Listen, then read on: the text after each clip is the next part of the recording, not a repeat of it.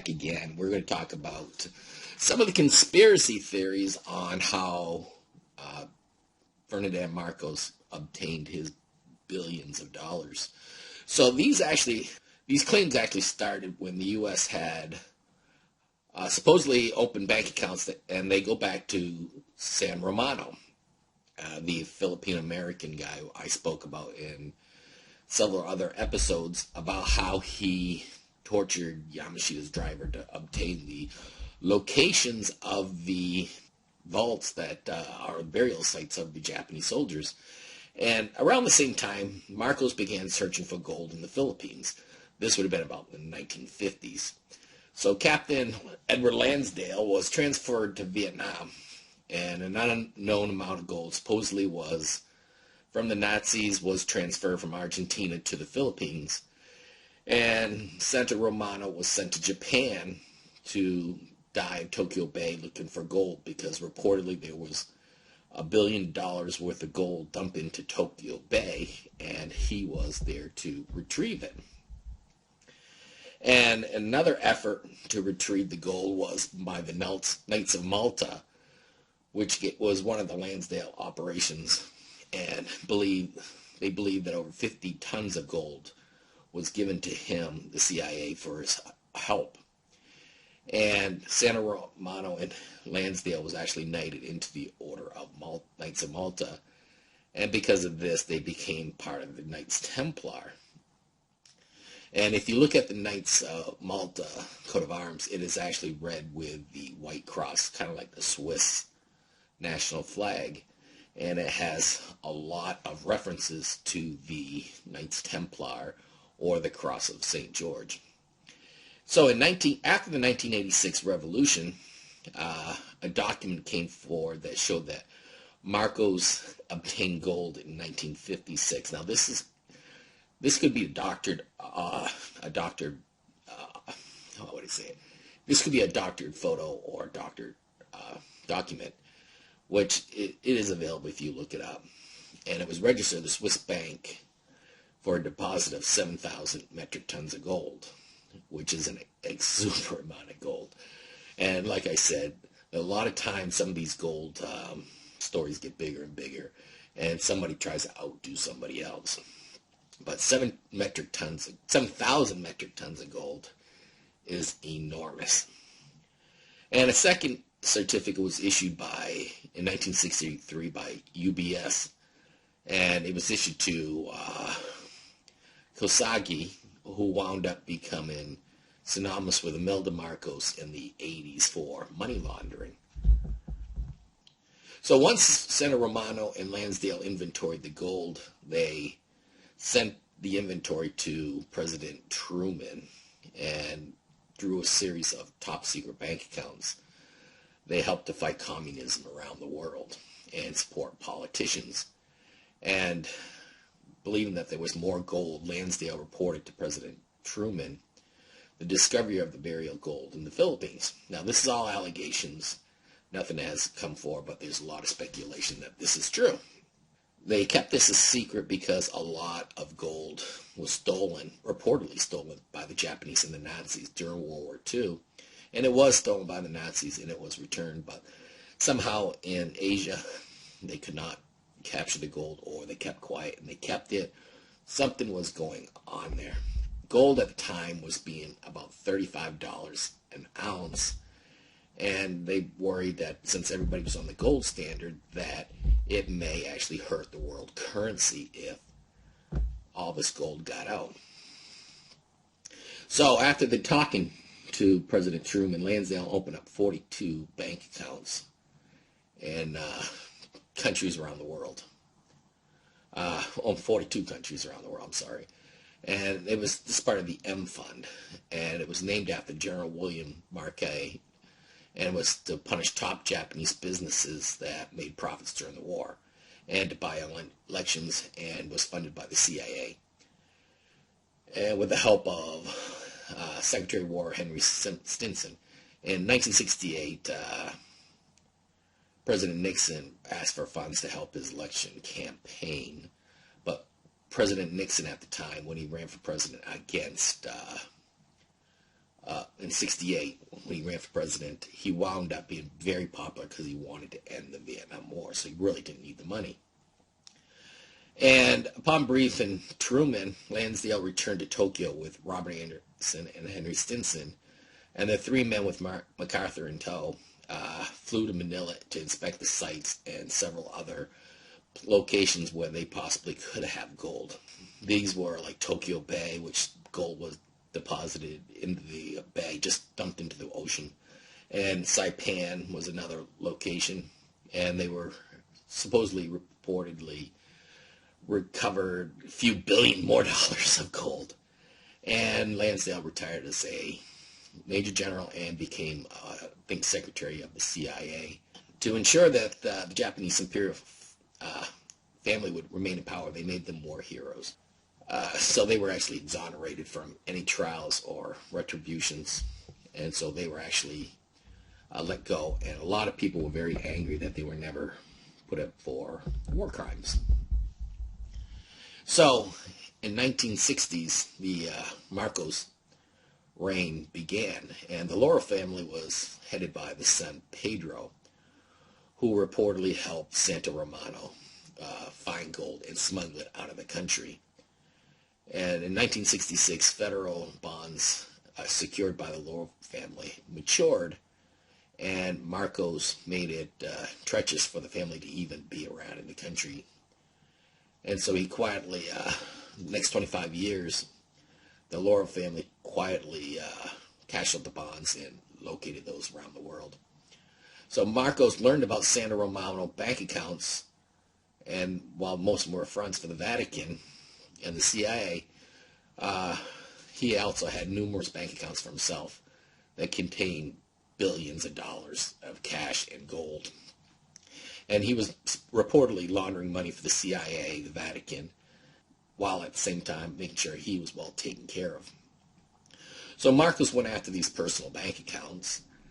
He actually confronted Santa Romano and blackmailed him and to give him power of attorney over these bank accounts and the other assets deposited within the accounts. So these accounts were in Hong Kong and in the Philippines, and 1974, Santa Romano died of alcohol abuse and liver failure, so he actually drank himself to death.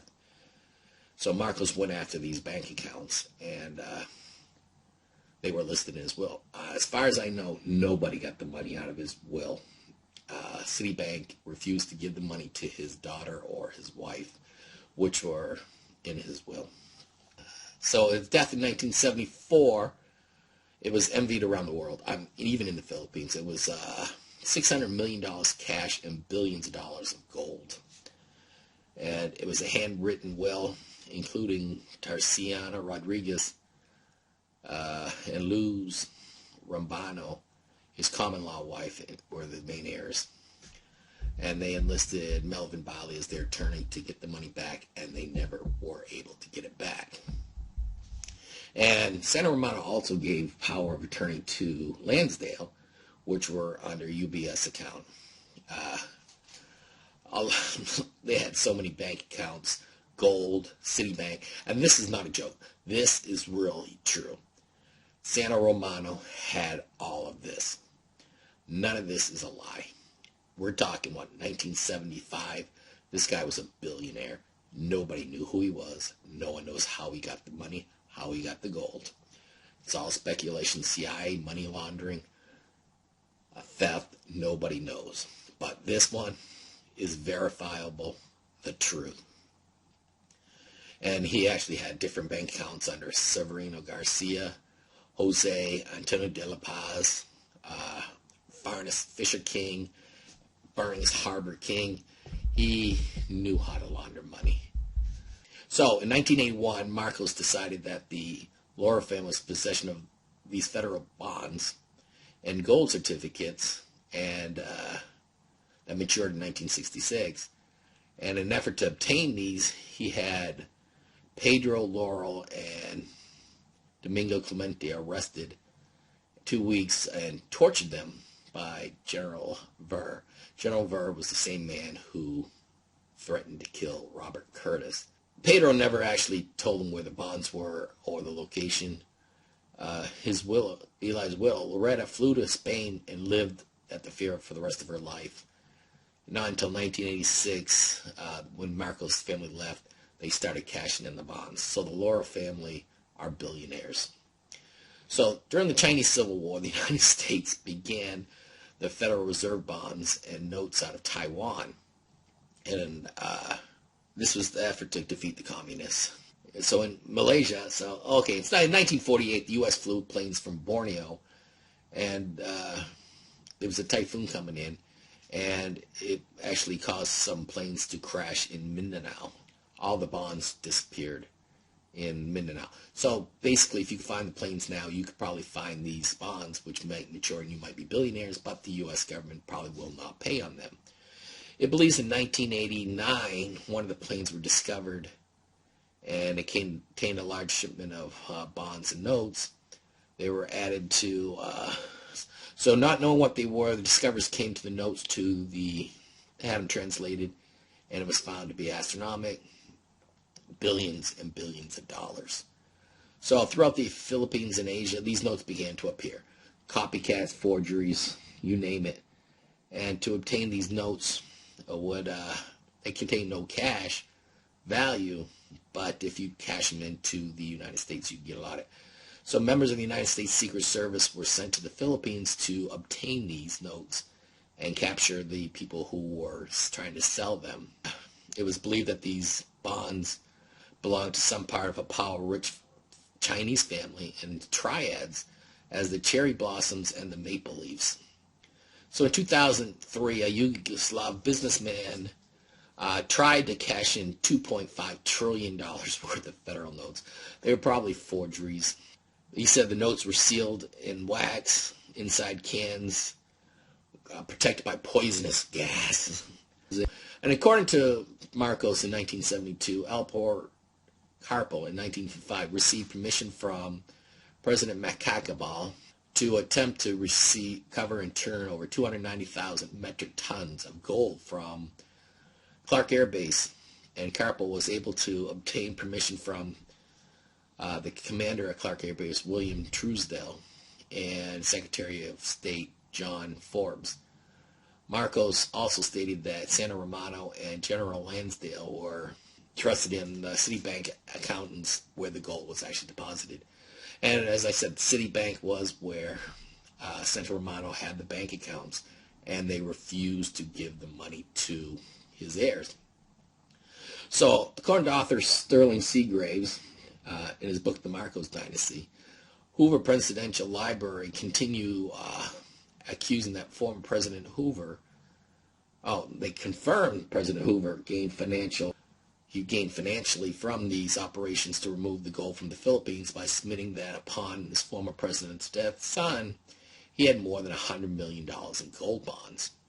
Seagraves also said that specific bank accounts with General MacArthur's name on it, with millions of dollars, were open in 176 bank accounts across the world, with the Emperor of Japan, Hirohito, on those bank accounts. And he claimed the Emperor was worth $42,000, while others said it was the Emperor of Japan's worth over about $4 billion. So many believe the Japanese burial $190 million around Sumatra, Borneo, Celebes in the Philippines, and 172 of the burial sites are 55 remain to be undiscovered. So if you listen to this, there are some sites that still are able to be recovered. So many people believe that the funds were set up by the United States to fight communism, and with the permission of the OSS, which would now be the CIA. President Roosevelt and Ambassador Joseph Grew. One of the funds was called the Keenan Fund, and the fund was financed by discovered gold and used to prevent people from testifying against the Emperor of Japan after the war. It was named by Joseph Keenan, the president of the Tokyo War Commission, trial commissions. The main purpose was to bribe witnesses in order to protect the Emperor of Japan and Yoshihiro Kodana from being exposed for their war crimes. And they obtained these funds during the war. They said that these funds also financed the Black Eagle Trust Fund, a trust to fund covert operations around the world. It was named after the Nazi insignia and eagle stamped on gold bullion in Europe. The money was used to blackmail countries, fix elections around the world. Covert funds were helped to destabilize hostile governments towards the U.S., controlled media, financed assassinations, and according to the needs of the United States. So one of the first deposits was from a gold discovery in Ethiopia, and it was estimated to be worth 100 million Italian lira, and sent to the Vatican for anti-support of anti-communism in Turkey and Greece. So over $2 billion was deposited into the M Fund in 1950, which became 10% of Japan's gross national product, which helped to finance the conservative Japanese political party. So one of the individuals supported by the M Fund was General Nobusuke Kishi, a wartime minister in World War II and narcotics dealer in the 1930s. And he wound up becoming the Prime Minister of Japan in 1957. So today, one of the bank accounts reputed to have more than $190 billion in assets. So the WWII fund was created to help finance the Yakuza to contract hits on people that were deemed to be detrimental to the capitalist reforms of the Japanese government, and who would include students, military members, anybody who was a potential threat to the government. Many of the targets were given by the name of the U.S. military, so it teamed up with the Keenan Fund to eliminate uncooperative witnesses in trials who would either take money or cooperate, or they would just disappear. So the Yamashita Fund was set up to finance Japanese underworld for kidnapping, murdering union leaders, organize, falsify Japanese military history. When President Kennedy became president, he fired Lansdale as the CIA operative. So more than $2 billion in gold were deposited into the M Fund in 1950. So instead of retiring Lansdale, he went on to private security. He used cash accumulated from the Black Eagle Trust Fund, worked under the Executive Order 12333, and that was put in the National Security Council in 1947, and later signed into law by President Reagan. So the CIA couldn't talk about where they got the money or anything to that effect. So it's believed that in 1965, Marcos began smuggling gold out of the Philippines using CIA and U.S. military aircraft. He learned how to hide money using the Nugan Hand Bank in Australia, which is used by the CIA and has board of ex-intelligence officers. And he learned how to hide money around the world. So at this time he opened 3 different bank accounts to launder money: the Azio, the Rosalis, and the Charis Foundations. The Rosalis Foundation was given the account number 5160 between the years 71 to 80. Berlin Company would transfer more than $10.3 million into the account. Now, here's where Marcos made a lot of his money. It wasn't from finding Yamashita's gold. In 1972, the Laurel Langley Agreement expired by order of the Philippine Senate and the Philippine Supreme Court. This order mandated that all U.S. businesses now required to have a Filipino majority shareholder. And that Filipino shareholder had to be a Philippine citizen. It also stated that foreigners not of Filipino citizenship were allowed to own land, and the President of the Philippines was only allowed to serve 2 terms. Now, as we know, non-Filipino citizens are not allowed to own land unless it's a business and you have a Filipino partner. And Marcos banned and became dictator for life, so he ruined that one. And then, after he came out of his office, presidents of the Philippines are only allowed 1 6-year term. So after this, the Filipino economy began to sink, and the central bank's gold reserves dropped to 1 million ounces. That's it. They only had 1 million ounces in their bank account. And Bank Governor Lecaros declared that the bank had to sell 800,000 ounces, so 22.7 tons of gold at $35 an ounce to obtain $28 million foreign currency to stabilize the peso. So basically, at this time, the Philippine government would only have about 200,000 ounces of gold. They didn't have $1 million of gold, $1 million of gold at all. So they were basically broke. So during this time, Marcos decided he was going to start looking for gold. And he hired a Chicago psychic named Olaf Johansson and another individual named Harry Calloway to the Philippines, to Manila, and Norman Kurz to help locate gold. And Johansson's supposedly ability that Marcos was seeking. He joined the Lieber group with Robert Curtis and several other people, including Ben Valmores. And Marcos had to show these people that he was serious about searching for gold. So he took Johansson to Malacan Palace, where he was taken to the basement, and it was filled with gold bars. And then he took him to the Summer Palace in Miravalles, which I believe is burnt down and no longer exists, to view the same site in its basement. And Robert Curtis also testified to seeing the same thing, and he's seen a golden Buddha statue at the Summer Palace, and I believe that would be in Baguio. And years later, the Philippines president, about 2 years later, he opened his first bank account overseas, and it was not until 1988 he began publicly to state that he got his money through Yamashita's gold, where they got their money from, and not by stealing from the public or the national reserves and everything. But he also, stories always changed with Marcos, how they obtained their wealth. One story stated that in 1946 he began smelting gold from a mine he discovered in the Baguio, and he found and started smelting this gold and sold it to Hong Kong, and he kept that secret because the Philippine government might actually steal it, and he didn't want the Philippine government stealing his gold. And he claimed that in 1985 he began selling gold on the open market due to the high influx in gold prices, which gold went up to about $800 an ounce.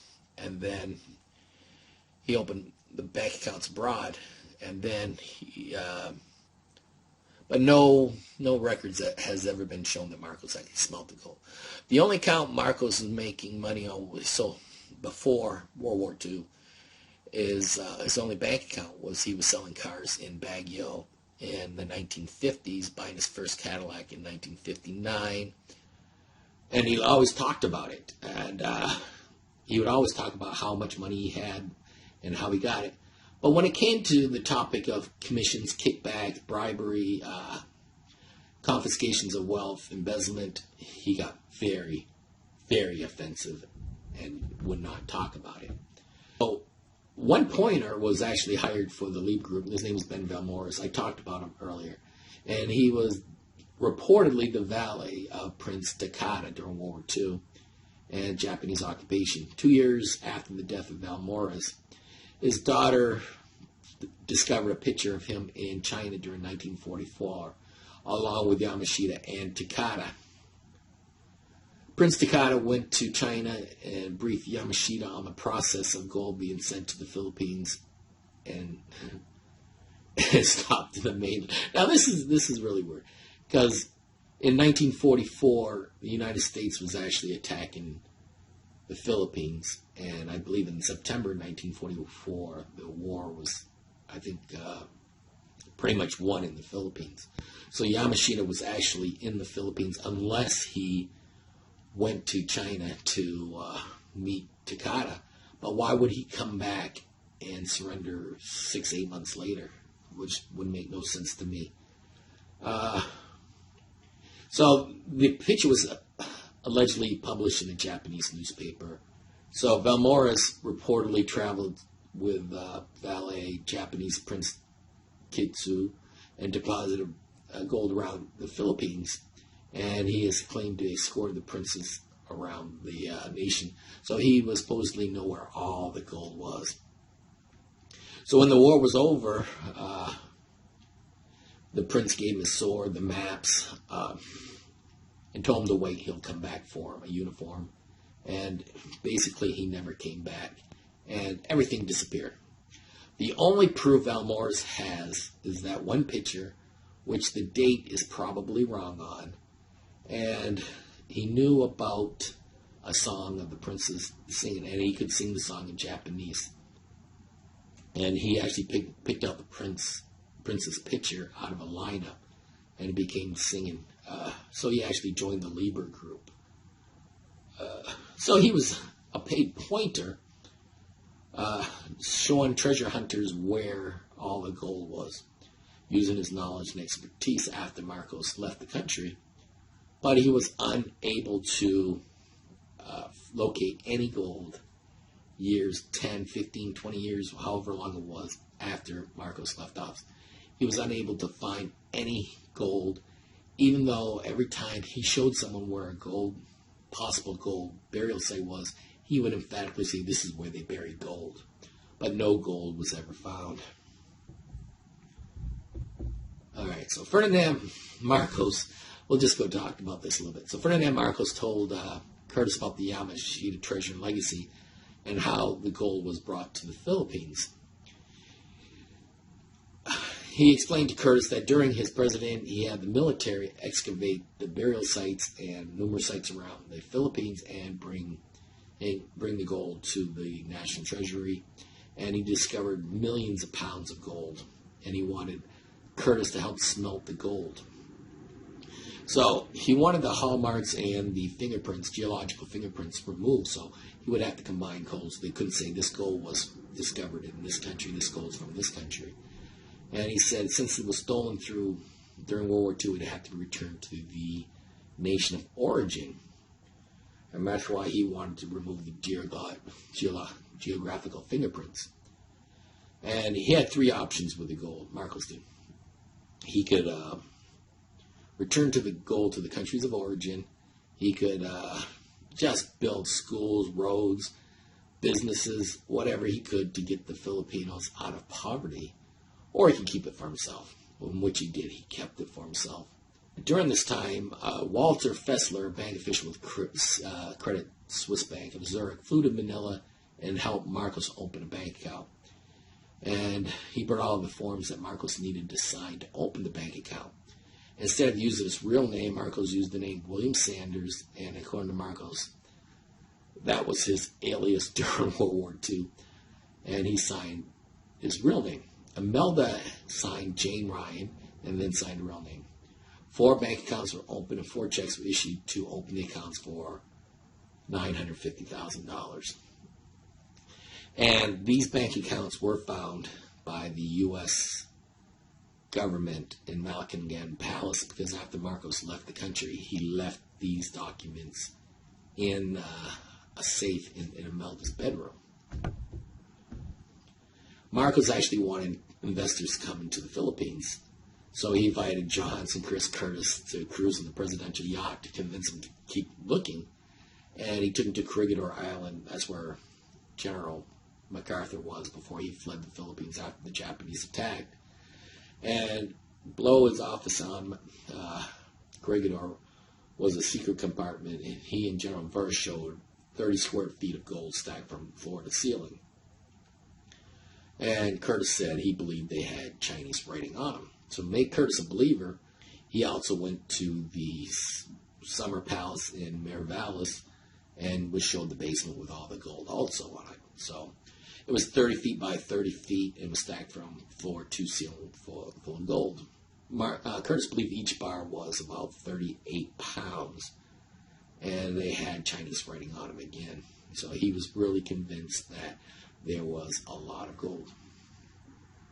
So about that time, Marcos announced he would seek a third term of president, but Philippine law only allowed him to serve 2 terms. So he made another announcement for the re-election to take place that shook the nation.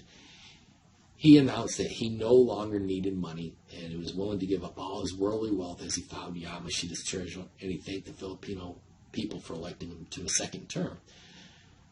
The people of the Philippines did not believe that this, as poverty now was rising 60% in the Philippines. 60% of people in the Philippines were living under $1 a day. And people started to protest against Marcos, demanding jobs.